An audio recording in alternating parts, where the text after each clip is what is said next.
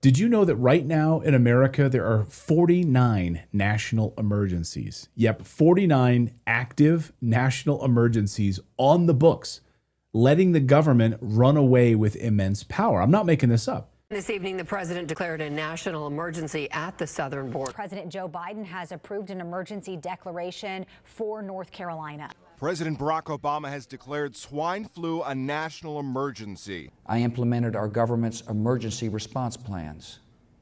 Our military is powerful, and it's prepared. America never voted for this. You were never told about it. There was no debate, no tanks in the streets, no soldiers at your door. But in 1933, the Constitution of the United States was quietly hijacked, not with bullets, but with pens, executive orders, and the illusion of safety. One president, Franklin Delano Roosevelt, used a moment of panic to seize emergency powers so sweeping, so unconstitutional, that even today, nearly 100 years later, we are still living under their shadow. You've been told that your rights are protected, that your freedom is guaranteed, but what if that's just the story they wanted you to believe? What if every war, every crisis, every so-called emergency since 1933 was just another step in building an unelected system of control, a deep state that operates beyond the Constitution of the United States? Today, we're going to peel back the mask and do a deep dive on this subject. As journalist Maureen Steele calls it, martial law in mascara. And once you see what FDR actually did and how every president since has built on his silent coup, then you'll understand why freedom in America is now conditional. So stick around, because at the end of this video, you're never going to look at the phrase national emergency the same way again. It's frightening. It's terrifying, actually. So let's go back to March 6th, 1933, the Great Depression. Banks were collapsing. Fear was spreading like wildfire. One day after taking office, FDR declared a national emergency. He shut down every bank in America. Not a suggestion, it was a command. No one could access their money, not for a day, not for a weekend, for a full week. Congress rushed through the Emergency Banking Relief Act in one day. Lawmakers were voting on a bill they hadn't even read. Does that sound familiar? Where members of Congress have almost no time at all to read a 1,000-page bill before they have to vote on it? But buried inside of that bill was a change to the Trading with the Enemy Act of 1917. It was originally meant for wartime enemies, but FDR tweaked it to apply during peacetime and redefined enemy to include the American people. Yeah, I'm not making this up. So as Maureen Steele writes, quote, "No, the Constitution wasn't officially suspended in 1933, but it was gagged, blindfolded, and tied to a chair." Then came Executive Order 6102, a really stunning executive order. FDR made it illegal to own large amounts of gold, which we've covered deeply here on the show. Stunning. Americans were forced to turn it in or face up to a $10,000 fine and up to 10 years in prison. So right after seizing it, he devalued the dollar, inflating the currency, giving the government an instant profit. Printing money. This is how you fund wars, by the way. Without the Fed printing money, we wouldn't be able to go to war. They're never going to give that up, right? So Congress followed up with House Joint Resolution 192, which made gold-based contracts unenforceable. Suddenly, you couldn't demand payment in real money anymore, only Federal Reserve paper. What? The Constitution clearly says only gold and silver shall be legal tender. You can read it in the Constitution. But overnight, that clause was just like ignored.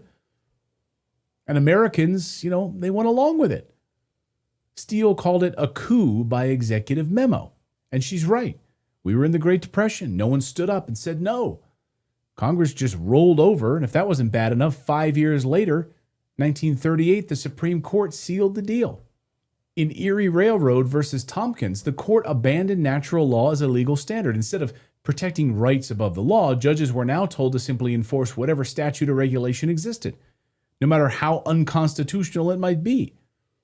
That meant your rights could be overridden by bureaucrats as long as they wrote it down on paper. The Constitution wasn't torn up, it was just bypassed, ignored.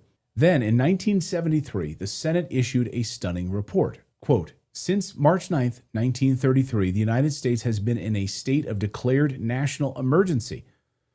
And in 2025, that state still exists. There are 49 active national emergencies right now as we speak. Here's just a few that I'll list for you. 2001, after 9/11, George W. Bush signed the Patriot Act, launched mass surveillance programs, which are part of this emergency. Still hasn't gone away. In 2012, Barack Obama signed the NDAA, the National Defense Authorization Act, that allowed indefinite military detention of U.S. citizens without a trial. What? I thought the Constitution said I had to have a trial. That's pretty big. Then in 2020, Trump declared a national emergency for COVID, invoked sweeping powers. He was asking states to try, put in lockdowns if they wanted to. But for 15 days, we had social distancing protocols, work from home protocols, all of that. Different mandates at different agencies, partnerships with surveillance firms like Palantir. To unleash the full power of the federal government in this effort today, I am officially declaring a national emergency. And in 2023, a New Mexico governor declared gun violence a health emergency to try to suspend the Second Amendment. This isn't speculation, these are facts. And the justifications for it? Always the same. It's for your safety. We're protecting you. That's why you have to take off your shoes at the airport. It's for your safety. Every emergency handed more power to unelected bureaucrats, the administrative state. Presidents come and go, but the agencies, the intelligence networks, the surveillance, they never go away. This is what people now call the deep state. Even Ronald Reagan, fearing nuclear war, authorized secret continuity of government plans, emergency protocols to suspend the Constitution and rule from underground bunkers, hand over authority to NORAD. So the President of the United States isn't really the President of the United States anymore. The head of NORAD is now the President of the United States. Look it up. After 9/11, many of those plans were revived. The result, a government that can bypass Congress, courts, and your rights, all with one word: emergency. Remember Obama lackey Rahm Emanuel? He said famously, never let a good crisis go to waste. Imagine what would happen if they manufactured a crisis. They'd never do that, right? We don't actually have a crisis. Let's make one up. They would never do that. Wink, wink. 9/11, wink, wink. Pearl Harbor, wink, wink. In 2024, President Biden continued this trend, extending old emergencies, hinting at new ones, including a climate emergency that could give the White House vast new powers without Congress. Emergency governance is now the default. And as Steele warned in her piece, emergency governance is the norm, not the exception. No act of Congress, no executive order, no foreign or domestic emergency can erase what God has written into your being. They can only make you forget it until you remember. And the sad truth is we are being ruled not by law, not by elected representatives, but by permanent crises in the United States. We were born free, I think. You are not a subject. You're not a vassal. You're not a number in a federal database, but you are being treated that way. So every time you're told this is different, this is an emergency, or just trust the experts, 2 weeks to stop the spread. You should all remember FDR's gold seizure, Bush's Patriot Act, Obama's NDAA, Biden's regulatory state. They want you to forget what real liberty feels like, but you don't have to. So that's a deep dive into a redacted part of our history. And now I want to share our sponsor for today's video. Now that we talked a little bit about this yesterday here on the show, you'll recall the company I was telling you about that worked with Mr. Beast in Africa philanthropically and has patented an app that actually turns your smartphone into a doctor, a pocket doctor for Strep A. But first, I have to share some breaking news that RFK Jr. just made about this type of technology. Listen.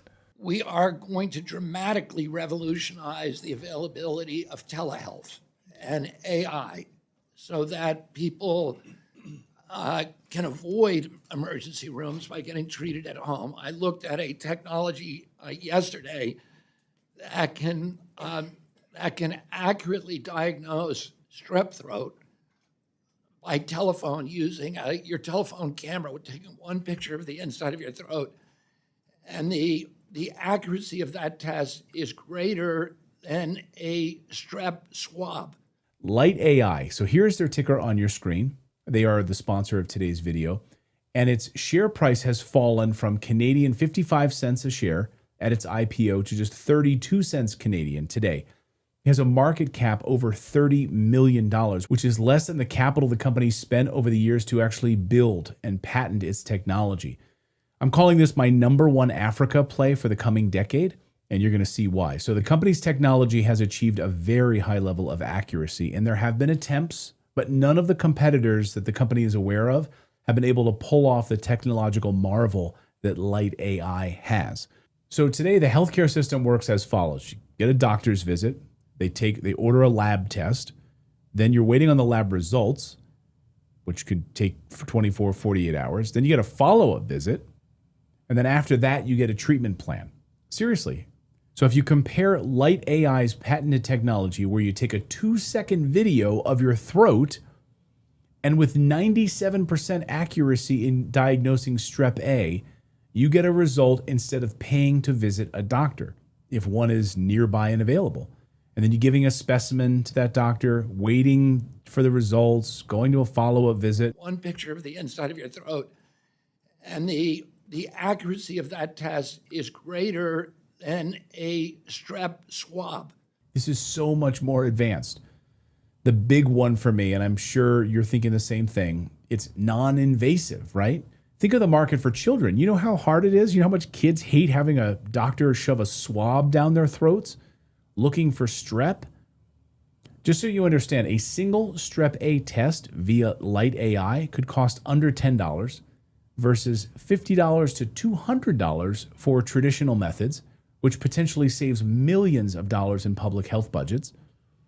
So Light AI's patented portfolio, including utility patents across 17 European countries, it protects its core technology, okay, under all these patents.